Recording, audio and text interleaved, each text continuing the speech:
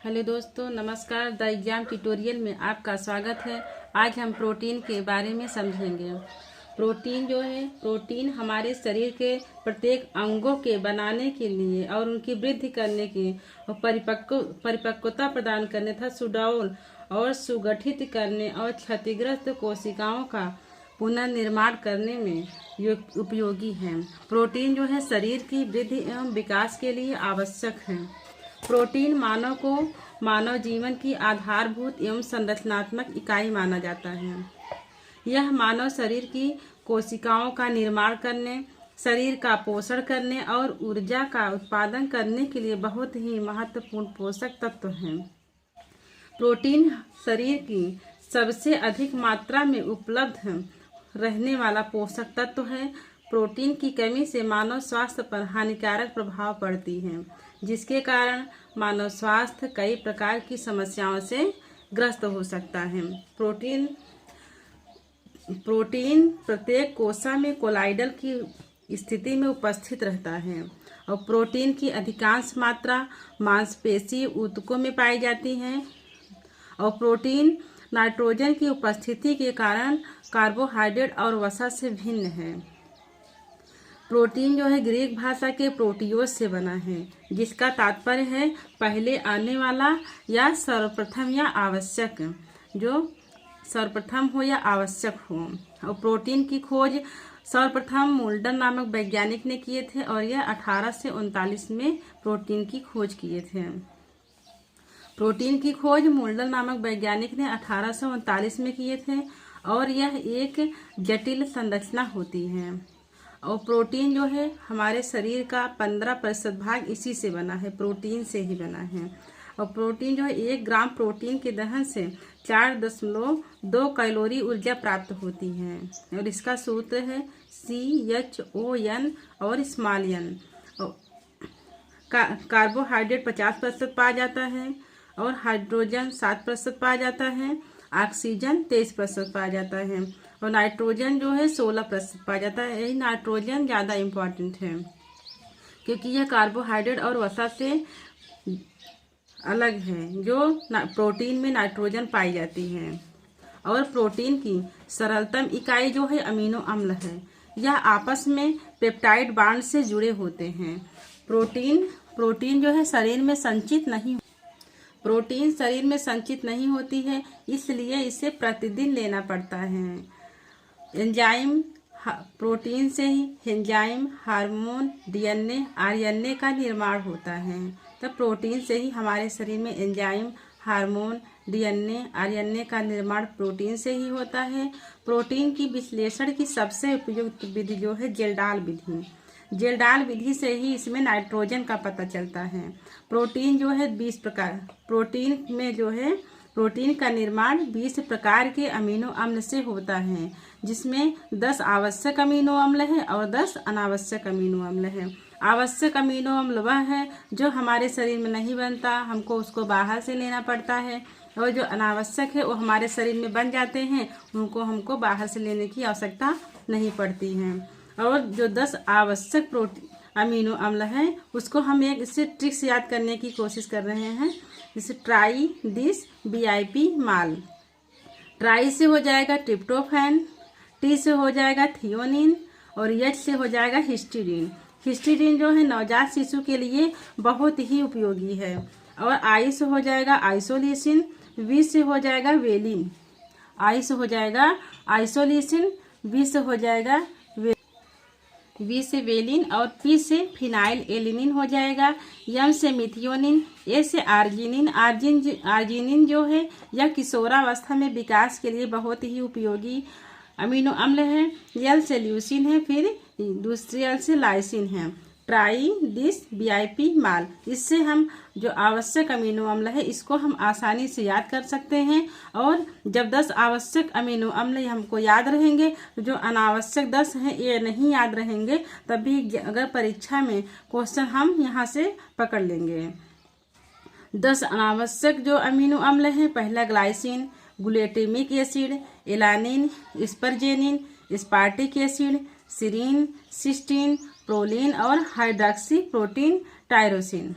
Arginine और histidine जो है अमीनो अम्ल संतानोत्पत्ति के लिए बहुत ही आवश्यक हैं। और अमीनो अम्ल जो है प्रोटीन जल अपघटन के बाद वह अपनी सबसे सरलतम इकाई अमीनो अम्ल में टूट जाता है। अमीनो अम्ल की लघुत्तम इकाई है प्रोटीन जो है प्रोटीन की लघुत्तम इकाई जो है अमीनो अम्ल है। ये प्रोटीन का वर्गीकरण है जो 3 आधार पर है, गुण के आधार पर, स्रोत के आधार पर, रासायनिक क्रियाओं के आधार पर। गुण के आधार पर पूर्ण या उत्तम, इसमें सभी आवश्यक अमीनो अम्ल मौजूद होते हैं। जो पूर्ण या उत्तम है इसमें सभी आवश्यक अमीनो अम्ल मौजूद होते हैं। जो आंशिक या मध्यम प्रोटीन है इसमें कुछ अम्ल मौजूद होते हैं, पूर्ण नहीं होते हैं। अपूर्ण या निकृष्ट जो है इसमें अमीनो अम्ल पाया ही नहीं जाता है। स्रोत के आधार पर है पशु या प्राणीज या वनस्पतिक। अब पशु या प्राणीज के अंतर्गत अंडा, मांस, मछली, दूध, पनीर, अनाज ये सब पाए जाएंगे। और वनस्पति के अंतर्गत अनाज हैं, फल सब्जियां हैं, ये सब प्रोटीन पाए जाते हैं। रासायनिक क्रियाओं के आधार पर सरल, संयुग्मी, व्युत्पन्न, उद्भट ये सब प्रोटीन। संयुग्मी में आ जाता है हीम जो है हमारा जो हीमोग्लोबिन है हीम, और इसमें जो ग्लोबिन है इसमें ग्लोबिन प्रोटीन है। अगला है यही जो प्रोटीन का वर्गीकरण में हमारा पूर्ण या उत्तम प्रोटीन है। इसमें सभी आवश्यक अमीनो अम्ल उपस्थित होते हैं। जैसे आवल ब्यूमिन अंडे की जर्दी में पाई जाती हैं। आवल ब्यूमिन जो है अंडे की जर्दी में पाई जाती हैं। ट्रिप्टोफेन, ल्यूसीन मांस में पाई जाती हैं। ग्लाइसिनिन सोयाबीन में पाई जाती है। ग्लूटेनिन मक्का में पाई जाती है। और लैक्टल ब्यूमिन जो है दूध में पाई जाती हैं। अब अगला है आंशिक में कुछ अमीनो अम्ल उपस्थित होते हैं। जैसे अनाज है, अनाज में ट्रिप्टोफेन और लाइसिन नहीं पाए जाते हैं और अमीनो अम्ल पाए जाते हैं। जैसे दाल है, दाल में ट्रिप्टोफेन, थ्रियोनिन और मिथियोनिन नहीं पाए जाते हैं। अगला है अपूर्ण या निकृष्ट, इसमें अमीनो अम्ल नहीं पाया जाता है। पूर्णतः अमीनो अम्ल का अभाव होता है। इससे शारीरिक वृद्धि, निर्माण और मरम्मत कार्य नहीं होता है। जैसे मक्का में जीन प्रोटीन, फलों में जिलेटिन प्रोटीन। अब जो है प्रोटीन प्राप्ति के स्रोत जो है हमारे सोयाबीन से जो है 43.2% पाया जाता है। मसूर से 25.1% पाया जाता है। मूंग से 24.3% पाया जाता है। उड़द और अरहर में 24% पाया जाता है। आटा और गेहूं में 12% पाया जाता है। बाजरा में 11.6% पाया जाता है। इसमें दोस्तों हम वही कंटेंट लिए हैं जो हमारे परीक्षा के दृष्टि से इम्पॉर्टेंट हैं, और है तो बहुत ढेर सारा, लेकिन हमारे परीक्षा में जो आ सकता है वही इसमें हम रखे हैं। अब प्रोटीन के कार्य हैं शरीर की वृद्धि एवं विकास। प्रोटीन जो है हमारे शरीर की वृद्धि एवं विकास में सहायक है और शारीरिक क्षतिपूर्ति और रखरखाव में सहायक है। ऊर्जा उत्पादन करता है।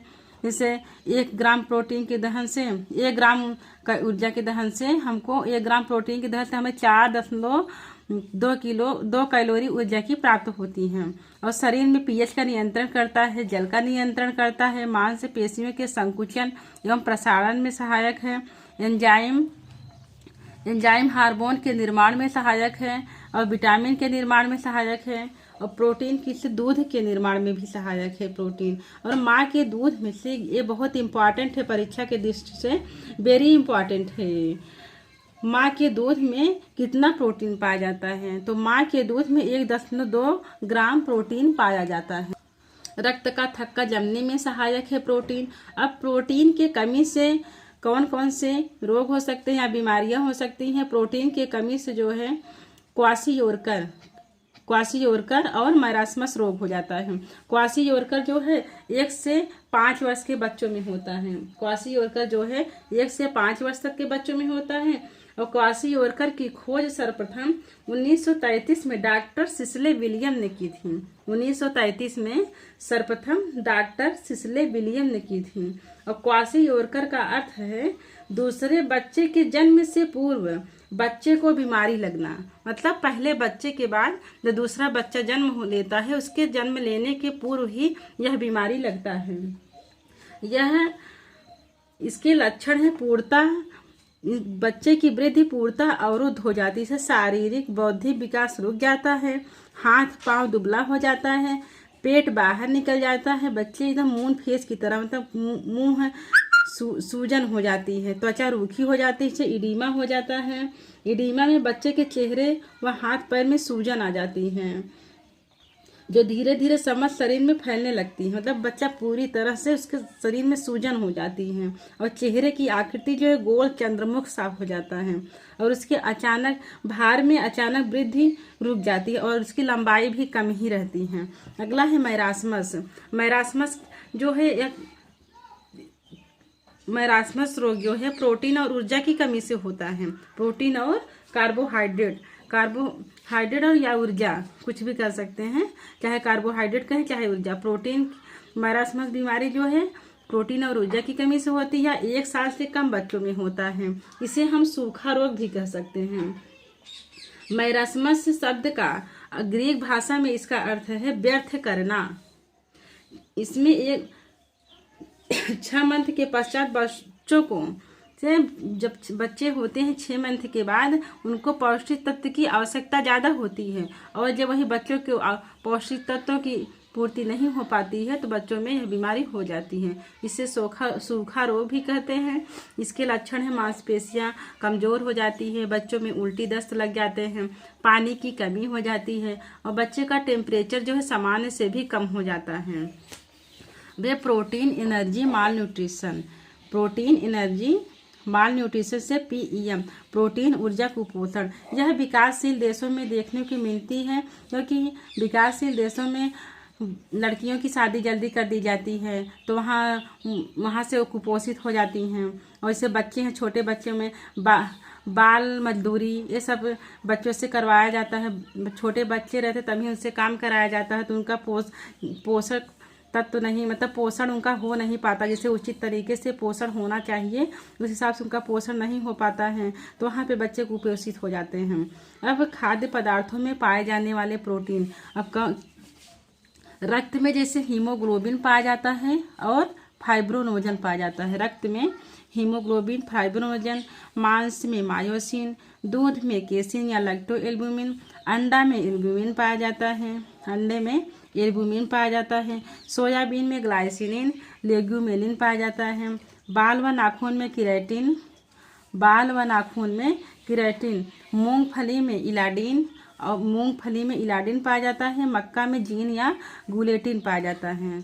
मूंगफली में इलाडिन पाया जाता है, और जो नाखून का जीवित भाग होता है उसमें भी इलाडिन प्रोटीन पाया जाता है।